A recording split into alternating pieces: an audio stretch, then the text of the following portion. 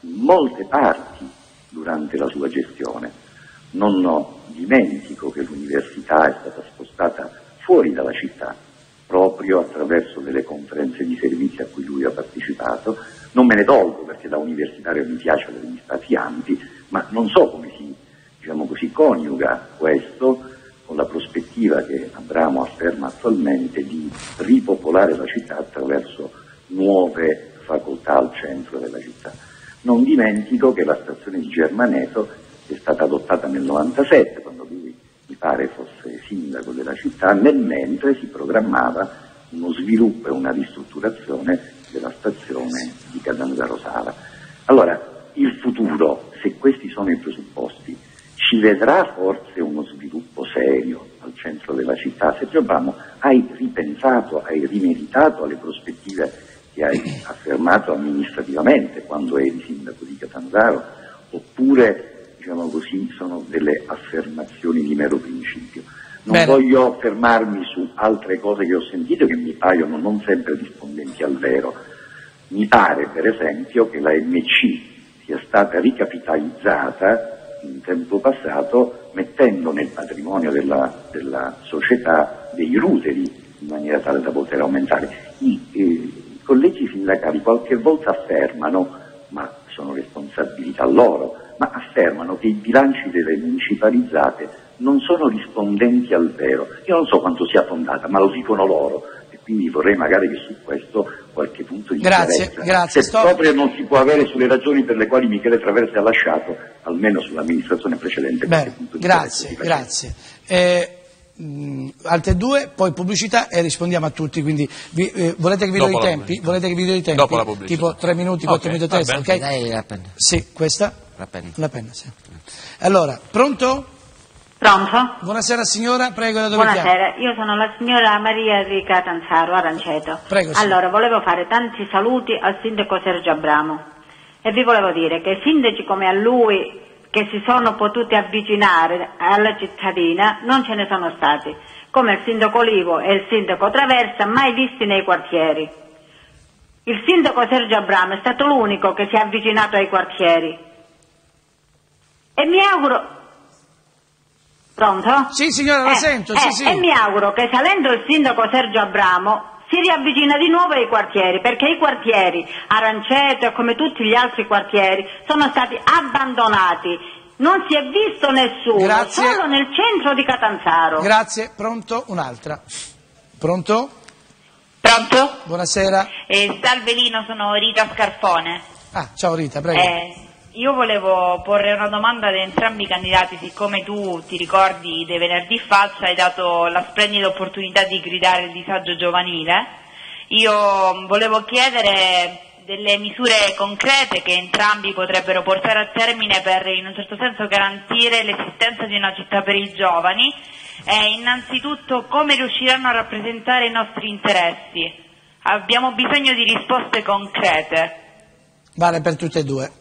Sì. Grazie Rita. Grazie. Abbiamo la pubblicità, torniamo dopo, vi do poi dei tempi per rispondere, 4 minuti o 3 minuti a testa, okay. E dopo la pubblicità. Grazie, un grande successo sta ottenendo, lo dico, lo sponsor che è entrato Bencivenni, il gruppo Bencivenni SPA, con questa Nissan a 9.500 euro, con, pensate, 60 mesi a tasso zero e 20 al litro, una cosa straordinaria. A dopo. Torniamo in dibattito, sera alle 22:15 ci sarà la replica di questa trasmissione. 4 minuti per te Salvatore, a partire da questo momento sono le 22:44. Ma guardi, io provo a rispondere almeno compiutamente a quasi tutte le domande, poi tanto avremo modo di ritornarci. Sì. Sicuramente la prima domanda, se non erro, è stata sul commercio, no?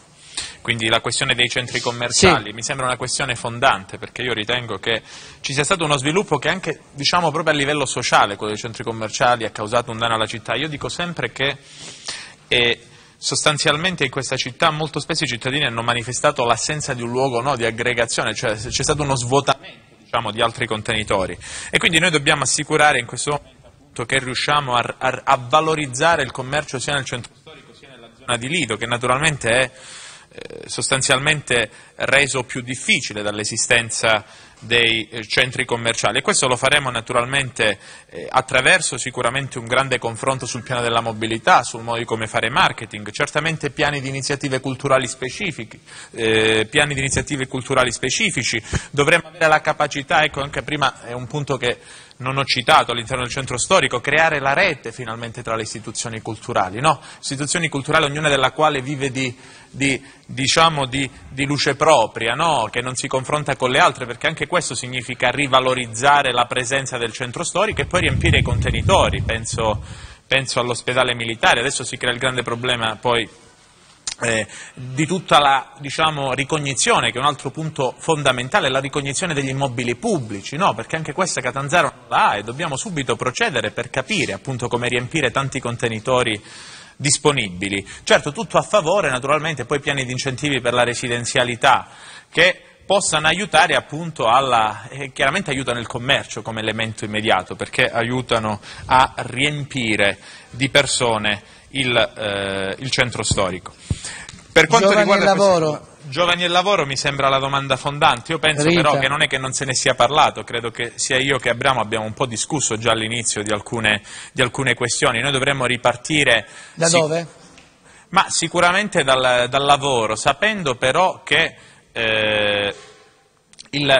come ho detto all'inizio, la capacità di un comune non è che il comune di per sé crea lavoro, certo, crea le condizioni perché si formi lavoro ed economia all'interno del suo territorio.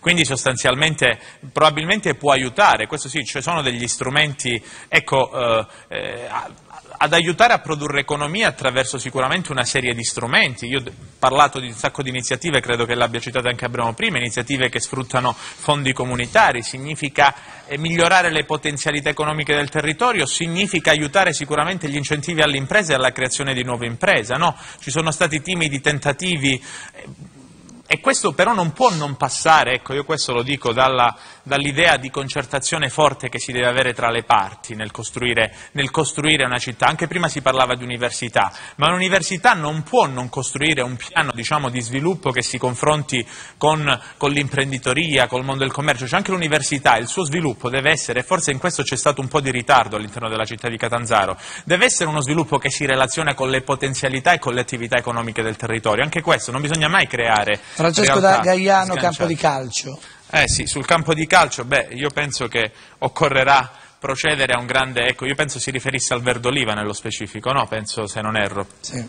Ma sicuramente io lo dico a favore di Francesco, mi sembra che chiamasse da Gagliano, che secondo me proprio il recupero delle periferie avviene attraverso un grande piano dello sport, quindi il recupero degli impianti sportivi e la costruzione di impianti sportivi proprio come modello di recupero delle periferie, e poi la creazione, su questo mi impegno da qui al 4 aprile col nostro team che sta lavorando a una grande idea per ogni quartiere, perché io penso che dobbiamo creare dei presidi all'interno di ogni quartiere che, sfruttando le loro potenzialità, creano una cosa forte. Su Gagliano, l'ho già detto a un dibattito all'associazione Zefiro di qualche giorno fa, io credo per esempio che un'altra cosa a Gagliano, lo dico a favore di Francesco che chiama da quel quartiere, ecco, sfruttare tutta la grande tradizione artigianale, riprendere l'artigianato. Il momento espositivo può essere nel centro storico, l'insediamento di botteghe artigianali, il momento di formazione mi piacerebbe pensarlo proprio nel quartiere Gagliano, nella zona Sergio nord. Abramo. Ma io, Lino, dico con molta sincerità, sono in difficoltà quando sento questi ragionamenti, perché io parto da un presupposto. Oggi... Allora, centri commerciali, partiamo da questo, da dove abbiamo iniziato? Da dove vuoi partire? Una piccola... Sì, un inciso vuoi fare? Vai. Un piccolo inciso partendo dalla fine delle cosette Salvatore. Cioè io parto da un concetto. Oggi bisogna essere chiari e onesti nei confronti dei concittadini. Allora, il bilancio del comune oggi non permette di fare assolutamente niente. Zero. Perfetto. Allora, se noi non partiamo da questa base, sono disponibile con molta calma. Perché io molte volte esagero anche nell'interloquire. Bisogna redistribuirlo meglio però, Abramo. Non c'è da distribuire niente, perché quando tu l'altro giorno parlavi di avanzo d'amministrazione, quell'avanzo d'amministrazione, se non tiene conto delle partecipate che funzionano come società di una holding, il comune è la holding, le partecipate sono le società della holding, va bene? Quindi tutte le perdite delle partecipate contribuiscono all'avanzo d'amministrazione a farlo praticamente diminuire, quasi a zerarlo. Se tu ci metti poi che l'avanzo di amministrazione di cui hai detto la volta precedente in trasmissione, 14 milioni di euro lasciati alla giunta di centro-sinistra, sono 14 milioni di euro di cui 8 milioni intanto sono crediti accertati ma non riscossi, quindi giustamente il direttore di Ragioneria cosa ha fatto di questi 14 milioni? Ha proposto una delibera di 8 milioni per lasciare il 3% di rischio sugli incassi. Scusi, no, io capisco i suoi discorsi, però mi riferisco alla capacità progettuale come margine. State di nuovo dialogando? Però se dialoghi lo devi affrontare. Sugli incassi previsti. Per me va bene. E circa 6 milioni. Ma non mi dispiace per il confronto. Il confronto a me piace di più, devo dire la verità. E circa 6 milioni che sono invece i debiti fuori bilancio che ogni anno arrivano dalle cause. Quindi questi 14 milioni di euro non ci sono. Poi rispondo invece alle domande. Sì. I centri commerciali, è normale che bisognerà sbattere, ma proprio sbattere i pugni nei confronti della Regione, perché se un centro commerciale nella città ci stava bene, troppi centri commerciali non vanno per niente bene. E siccome le licenze superiori a 2000 metri quadrati dalla Regione, sicuramente bisognerà aprire un tavolo alla Regione e dire adesso basta con questi centri commerciali. Però attenzione, non possiamo lasciare per una vicenda che io definisco ridicola, e lo dobbiamo dire in trasmissione, e queste cose non le possiamo nascondere. Non dobbiamo oggi lasciare una ferita che è il parco commerciale romano. Su quello possiamo aprire un gran dibattito, ecco. Allora, il parco è una cosa. Lei sa da dove parte la questione del parco romani, quindi, nasce da un bando pubblico. Da un bando pubblico. Però scusami Sergio, siccome ci sono delle altre domande, rispondi e poi partiamo poi anche poi col Parco Romano, dialogate tutte e due. Con volentieri. Ok, e allora, campo di calcio Gaiano. Ripeto, il campo è stato realizzato da noi, inaugurato, dove non è vero che nessuno ha mai giocato in quel campo perché si sono fatte tantissimi campionati in quel, addirittura andava qualche volta anche ad allenarsi la squadra del Catanzaro. Bene, oggi è distrutto. È distrutto. Giovane nel lavoro, Rita. Giovane nel lavoro, io vorrei, l'università. perfetto. Allora, per essere concreti anche sul mondo del lavoro, noi non dobbiamo dire che i giovani troveranno mondo del lavoro perché avranno un contributo dalla Regione. Noi dobbiamo essere capaci di creare un organismo nella città di Catanzaro, proponendolo alla Regione, che possa accompagnare i giovani al mondo del lavoro, e serve innanzitutto una ricerca di mercato su che cosa investire, capire che nei servizi il contributo serve molto di meno rispetto alla tradizionale industria, e oggi è tutto servizi, oggi c'è un'evoluzione che fa paura. Quindi oggi con pochi investimenti si possono creare delle società che fanno solo e esclusivamente servizi. Se noi andiamo a esaminare poi il bilancio anche della Regione, per capire che in questa Regione non si produce niente, fatto centri di consumi, noi produciamo un po' di agricoltura e un po' di turismo, non si produce niente. Nel campo della sanità nessuno forse ha mai visto il bilancio come è composto. La metà è assistenza sanitaria, l'altra metà sono beni che si acquistano e servizi. Oggi un operatore, un meccanico per fare manutenzione, una sala operatoria, lo chiamiamo da Milano e ci costa 7.000 euro al giorno, più il pezzo di cambio e più il viaggio. E quindi potremmo formare i nostri tecnici. Se noi andiamo a prendere cosa si consuma oggi nella sanità, qualsiasi cosa tocchiamo, dal bisturi alle lenzuola, ai letti, niente viene prodotto in questa regione. Allora, se noi facciamo un'analisi dettagliata di cosa consumiamo e del potere d'acquisto che ha questa regione e quant'è in cifre quello che consumiamo, ci si può mettere d'accordo finalmente, forse, con tutti gli imprenditori, specialmente quelli edili, che avranno una crisi nei prossimi anni perché non si costruirà più, per farli riconvertire.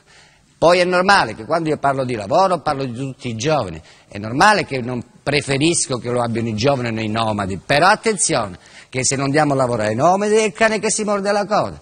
E naturalmente ci sono mestieri che altri non vogliono fare e i nomadi invece